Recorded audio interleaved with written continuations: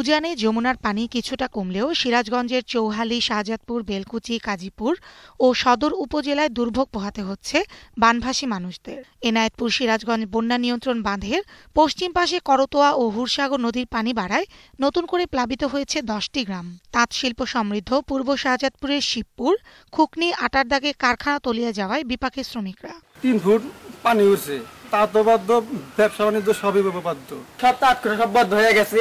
আমাদের মনে করেন এখন খুব কঠিন অবস্থা। শনিবার বন্যা কবলিত সিরাজগঞ্জ পরিদর্শনে গিয়ে জেলা পরিষদের সভায় ত্রাণ বিতরণের প্রশাসনের অনিয়ম ও দুর্নীতি বরদাস্ত করা হবে না বলে হুঁশিয়ারি দেন ত্রাণমন্ত্রী।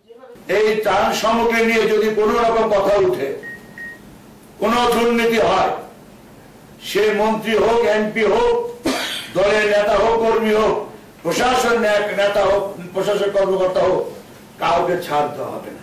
পানি বাড়তে থাকায় জামালপুরে প্রতিদিন নতুন নতুন এলাকা প্লাবিত হচ্ছে। বড় আমন ধানের 210 হেক্টর বীজতলা এবং 450 হেক্টর সবজি ক্ষেত তলিয়ে গেছে। টাঙ্গাইলে বন্যা পরিস্থিতির কিছুটা উন্নতি হলেও 6 উপজেলার লক্ষাধিক মানুষ এখনও পানিবন্দী। গাইবান্ধার ফুলছড়ি উপজেলায় বালাসী ঘাটে রেল লাইনের উপর আশ্রয় নিয়েছে বানভাসী মানুষ। দেখা দিয়েছে বিশুদ্ধ পানি ও খাবারের সংকট। লেফটিনে কষ্ট করতে আসি, কলায় কষ্ট করতে আসি, পানি খেতে পারছি না। ভাঙ্গা চিরা করে আসে থাই নিচি, আর মনে করেন কামলা চলে না, হয়তো ব্যবসা চলে না। কুড়িগ্রামে ব্রহ্মপুত্রের অববাহিকার 2 শতাধিক চরের বাসিন্দারা তীব্র খাদ্য সংকটে পড়েছেন। বাচ্চা আছে না, অনেক কষ্টে চলতেছি, কিছু সাহায্য মাসে দিবেন নাকি? 10-12 দিন থেকে আমরা আসি এরকম। লালমনিরহাটের কুলাঘাট, গোকুন্ডা, রাজপুর ও খুনিয়াগাছ ইউনিয়নের 26,000 দুর্গত পরিবারের মাঝে ত্রাণ বিতরণ করা হয়।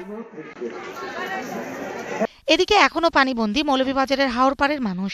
পানি না নামার জন্য নদীর নাব্য সংকটকে দায়ী করলেন প্রশাসনের কর্মকর্তারা।